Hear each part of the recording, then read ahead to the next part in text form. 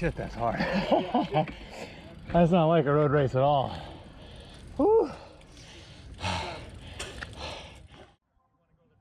Hey guys, Mike here. I am in Seward Park, just outside of Seattle, Washington, at my first ever crit race. This will be my third race overall in men's Cat 5.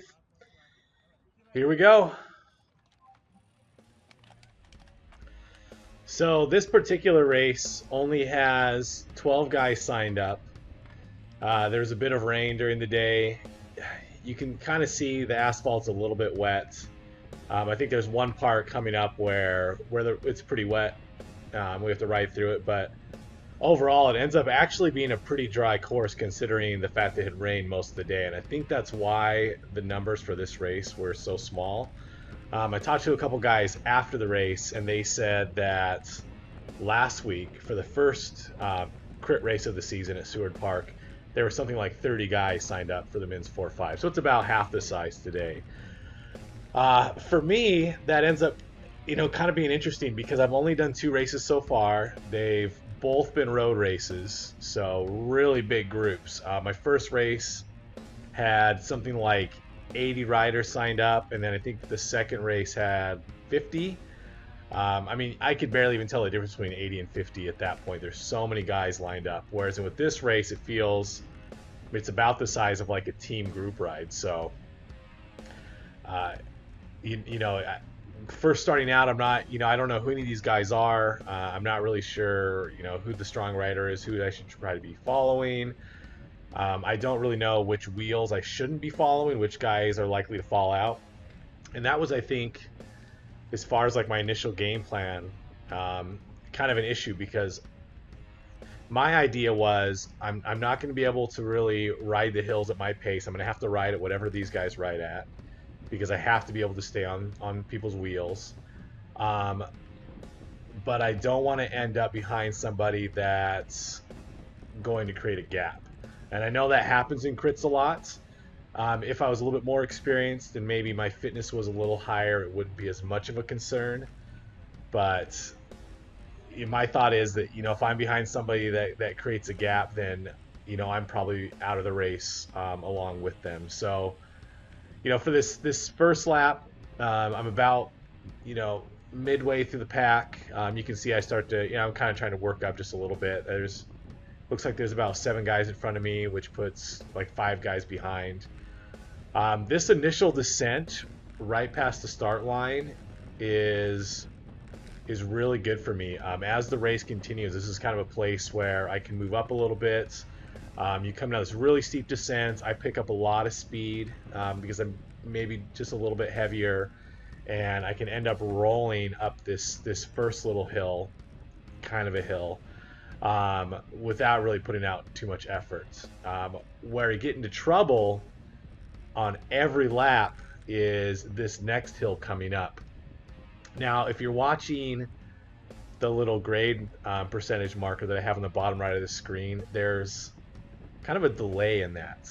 It doesn't seem to be very accurate. I didn't realize that, or I would have taken it out of my overlay, but you can see once we start to hit this hill, it says grade 0. It's not really registering.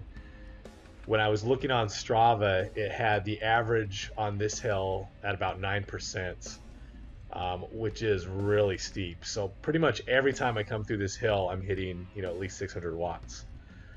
This time when I come up, I'm feeling good. I feel like the race is going kind of slow, and so I decide to not really attack over the top of the hill. I don't have the power yet to really put in attack.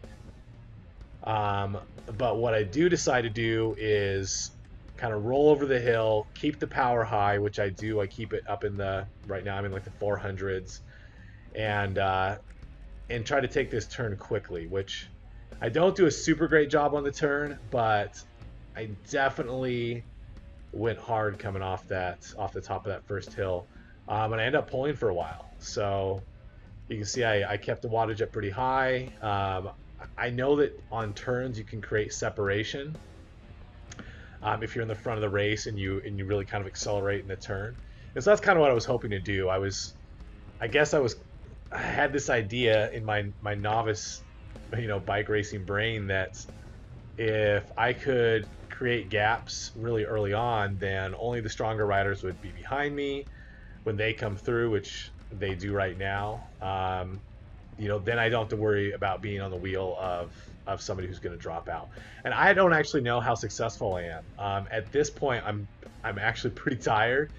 I'm in a little bit of trouble, and I don't know how many guys have dropped off the back. So I think it's 1, 2, 3, 4, 5.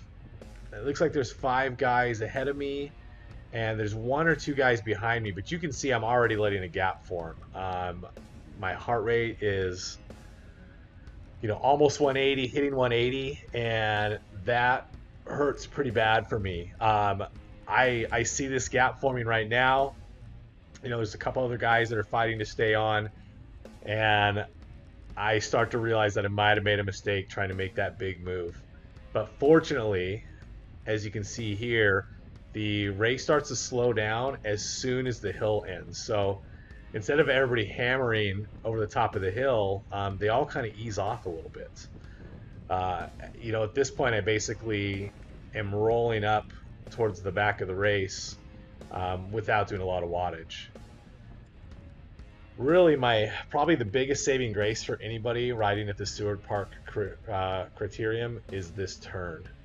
Every time you come into this turn, everybody slows down. If you're off the back, you can fly back on. You can't really pedal through the turn. It's a little bit too steep, or at least, the Cat 5s, none of us are really pedaling through the turn. And then you hit this hill right away, and I just basically dropped down into like the best aero position that I know of. Hit a little power right at the bottom. I think I hit my top speed that I really do for this race, which is about 35, and I just roll right up to these guys. My heart rate's starting to come back down, and just like that, snap of the fingers, and I'm back in. If this course was shaped a different way, if it was a hill and then like a long flat, I would be out of the race, guaranteed. Just the way Seward Park is built, it's almost like, I don't have enough experience really to say this, but it's almost like it has a bit of training wheels on it. There's a couple times where I struggle coming up this little hill right here. Basically every time we come up this hill, I'm hitting big watts. Big watts for me. Where I'm at in my cycling timeline, 600, 700 watts is a pretty big push for me, and I have to hit, like on this particular hill, I have to hit 700 watts for like 10 seconds, which is pretty tough for me. And then I'm rolling over the top at 300 or 400 watts. I feel that every time, but the same thing happens every time we roll over the top of the hill. It eases off a little bit. The gap is still there, and as soon as we hit this turn, the gap closes. I can stop pedaling and catch my breath. It's really kind of an interesting course. I definitely want to race it some more in the future, but I feel like I'm getting off a little bit easy with the way this course is built. I don't know what any of the other guys that race this course, how they feel about it. Anyway, so into the particular race, you can see here that I'm making a better effort to ride wheels. I'm not really tight on anybody's wheel coming down the hill. I'm basically, still braking not to, run into the back of somebody coming down the hill. And then as soon as it hits the flat, these guys start pedaling a little bit. I just have to put out this tiny little bit of effort, but the draft is fantastic here. We're coming up a hill at 24, 25, and yeah, I have I'm putting in a little kick, a little bit of power, but I'm essentially sitting in the back. I'm still hurting a little bit from the one time I led on the lap, which was really, maybe I was leading for like a minute, and I was exhausted. Here we see somebody taking off the front. They're not actually, it's not really an attack on the race in general. What they're doing is going for a preem. For this particular race, the preems were $20. I believe there were 2 preems overall.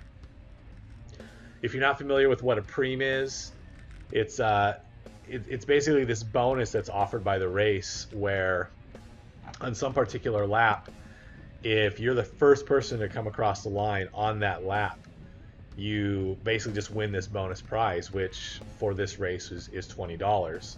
So what that rider was able to do, and I don't know who it was, but what they were able to do was really put in a big effort, launch off the front. None of us chased. I was too tired. The guy in white and blue that's right in front of me, he didn't follow it. And really nobody followed it, which that to me was actually a really good moment, because I was feeling tired. I was kind of at this point where I wasn't sure if I was going to be able to stay in this race. And when I saw nobody respond to that guy's attack, it basically told me that everybody else was hurting too, that I wasn't alone. Which basically it kind of instilled this confidence in me.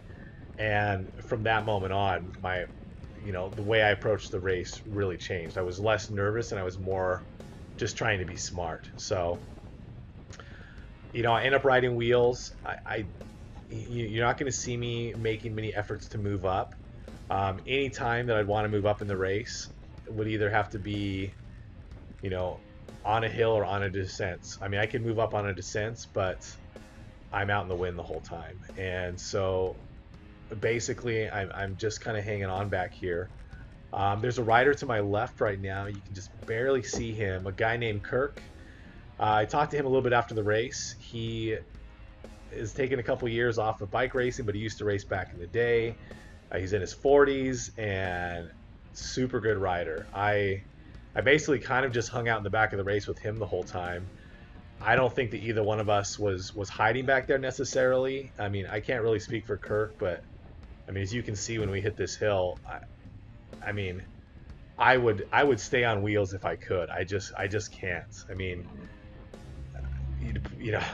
we're going pretty fast, and hitting 700 watts that's just hard for me. So we come up over the hill. I'm kind of fortunate that Kirk's here. I can sit in his wheel a little bit. Another guy comes around from behind, but he's going a little bit too fast, and so I don't feel comfortable trying to jump on his wheel. I don't think I have the power.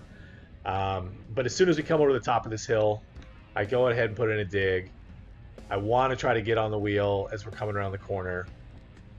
I know I'm going to have to put in another dig outside of this corner, but the descent's coming up. And again, it's, the descent's going to save me. There's a gap here. You can see the race is a little bit split up, but I keep saying like that I'm a big or a heavy guy. I don't know what it is exactly, but I definitely, descending for me has been really easy. I commonly find myself passing people going downhill when I'm not pedaling. So I guess I'm kind of lucky in that regard.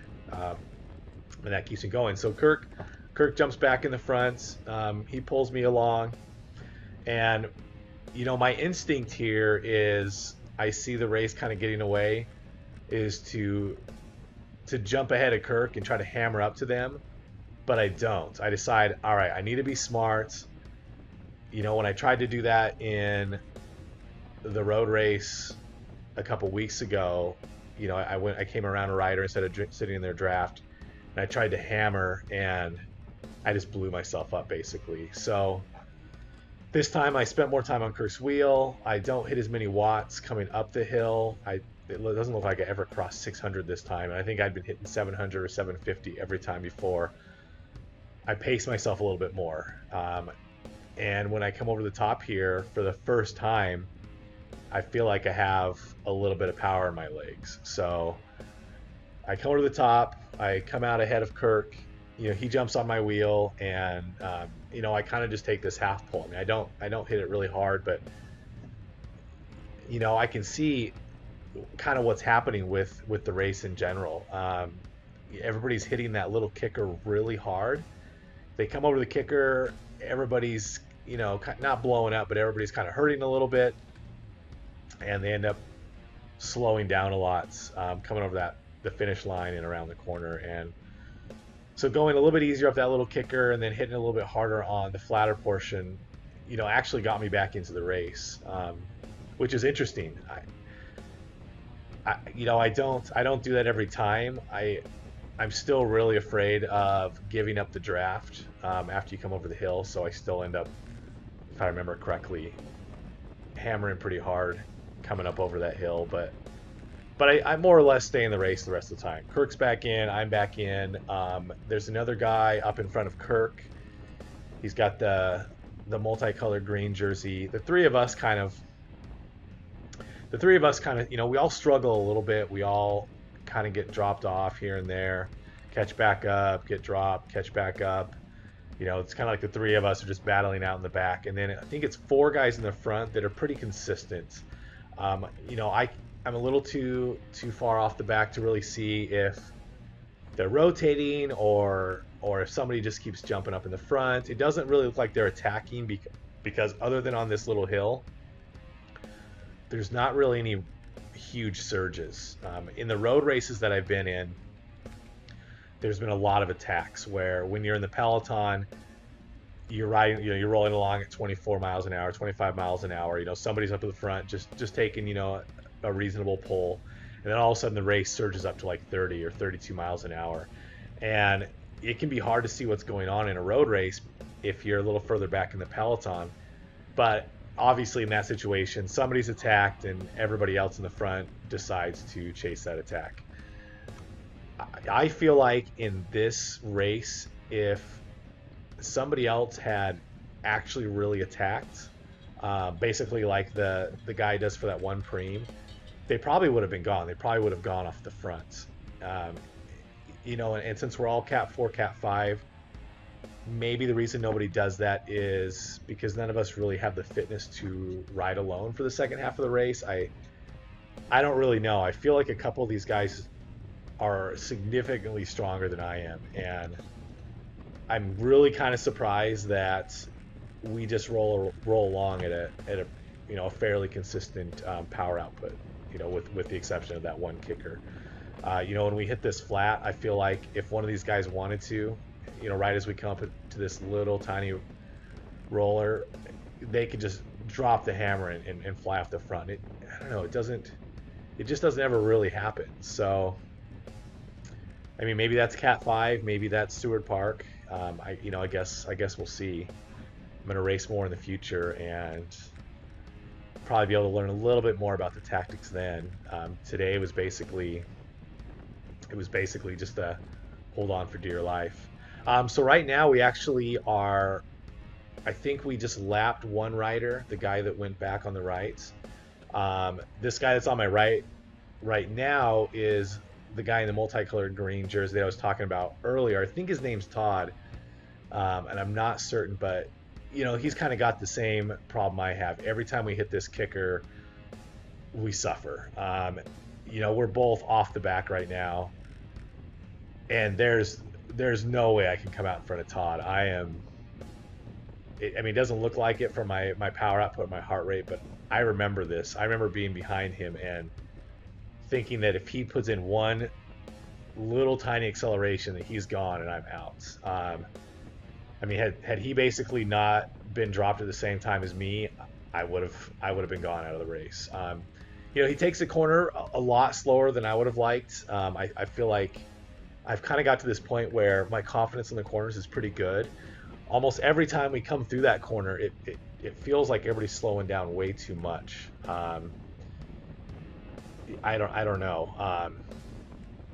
I've never crashed in a corner before. Maybe some of these guys have, and so they're just a little bit more experienced and more nervous than I am. But yeah, I felt like we could have made up more time on that corner. But anyway, so he takes a nice pull here. He's just trying to get himself back in the race. I think I'm pretty sure he knows I'm behind him, but I can't come around.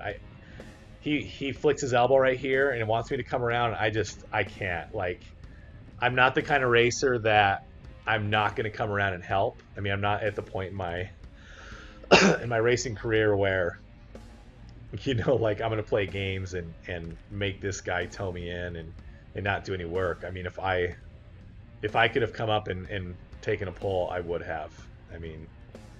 I just couldn't. And we can see Kirk. So Kirk was behind me the whole time, and I didn't even know it. I was so tired that, I wasn't even looking back. I was just, you know, hoping and praying that I could stay on the wheel ahead of me, and I think Kirk must have been doing the same thing. So, you know, we're back in it, and the same thing that happens every time they hit the hill hard. They slow down. We roll to the top. They really slow down this time. I don't really know what's going on. I think maybe everybody's feeling it. So I think this particular lap is by far our slowest lap coming to the finish line. Um, I don't have the audio turned on, so I can't hear if they're ringing the bell for the preem. It could be that everybody's kind of saving up their energy for the next preem. But yeah, we come through really slow. And again, on this corner, you can kind of tell that I have to hit my brakes. I don't want to. I'm not sure. I'm not really sure why everybody's slowing down so much.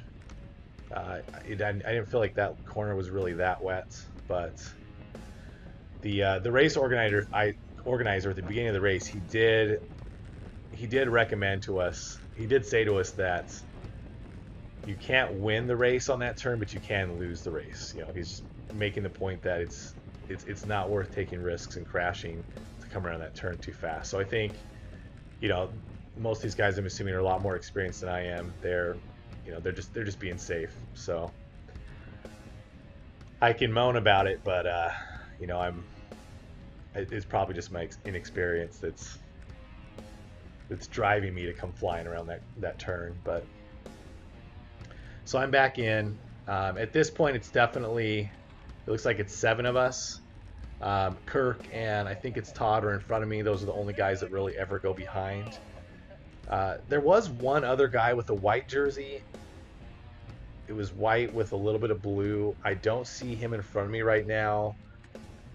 And I feel like I looked back and I don't think there was anybody behind me. I think he did eventually get dropped. I'm pretty sure he was up at the front taking poles, and my guess is, you know, he did something similar to what I did a few laps ago. He took a big pole in the front and probably just blew himself up a little bit, and went out the back. So, you know, that's too bad. I definitely was almost there myself. So yeah, so I think it's the 7 of us, and we essentially kind of finish out the race together. You know, it's definitely, I mean, it's really slowed down. I think this is the first time we've ever, actually, I said the last lap was the slowest, but this lap was definitely the slowest. It's the first time we've ever come to the finish line at 19, 20 miles an hour. So, and that bodes well for me. You know, I pretty much have, you know, my energy back. My heart rate's down below 170 again for the first time. And, you know, I've just been sitting on wheels. I'm feeling stronger again, but definitely not to the point that I feel comfortable going into the wind and trying to work my way up towards the front. You know, I'm worried that if I do that, if I try to get too aggressive, if I spend any time in the wind, that you know, that could be just enough to knock me out. Oh, so here we're lapping some riders, and these guys actually, the guy that went through the middle got yelled at.